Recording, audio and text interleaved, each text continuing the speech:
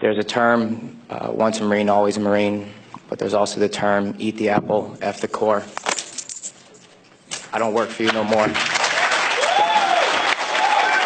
On April 18th, 2006, I had my first confirmed kill. This man was innocent. I don't know his name. I called him the Fat Man. He was walking back to his house, and I shot him in front of his friend and his father.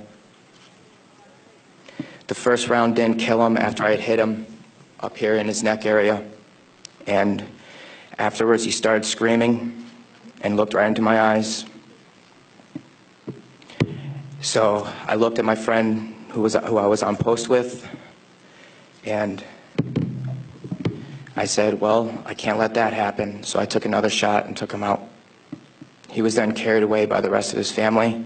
It took 7 people to carry his body away.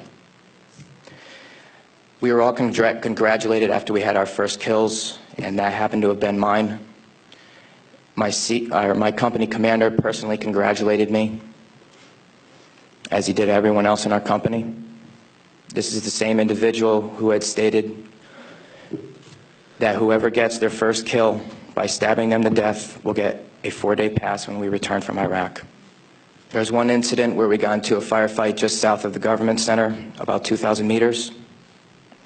We had no idea where the fire was coming from, and the way our rules of engagement were, pinpoint where the fire is coming from and throw a rocket at it.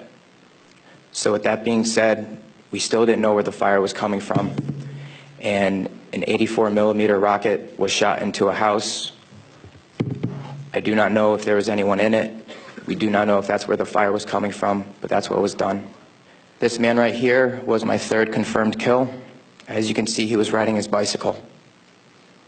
Later on in the day, we went ahead and we had CBS Laura Logan with us, but she was with the other squad.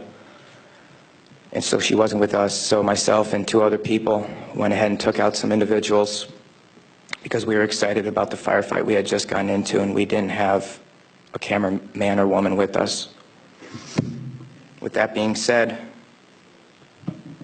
anytime we did have embedded reporters with us, our actions would change drastically. We never acted the same. We were always on key with everything, did everything by the books. The man on the bicycle, he was left in the street for about 10 minutes until we realized that we needed to leave where we were.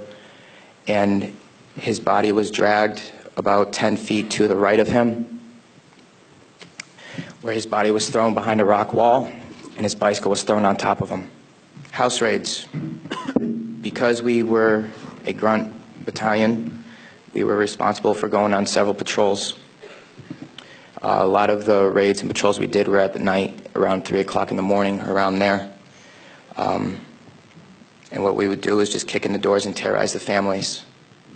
That was an image taken around 3 o'clock in the morning through night vision goggles. And that is the segregation of the women and children and the men.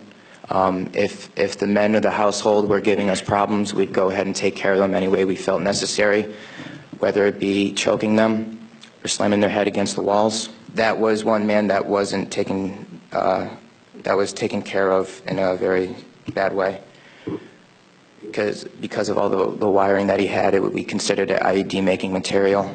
That is the Fatimat Mosque minaret. As you can see, it is written with bullet holes and holes in the top of it. Those were from mortars. This is after one of the guys in the weapons company had gotten shot. This is a way that we would take out our aggression.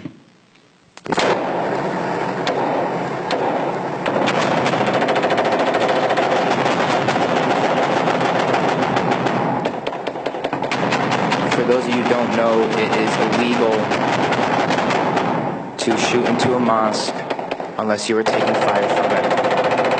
There was no fire that was taken from that mosque. It was shot into because we were angry. I am sorry for the hate and destruction that I've inflicted on innocent people, and I'm sorry for the hate and destruction that others have inflicted on innocent people.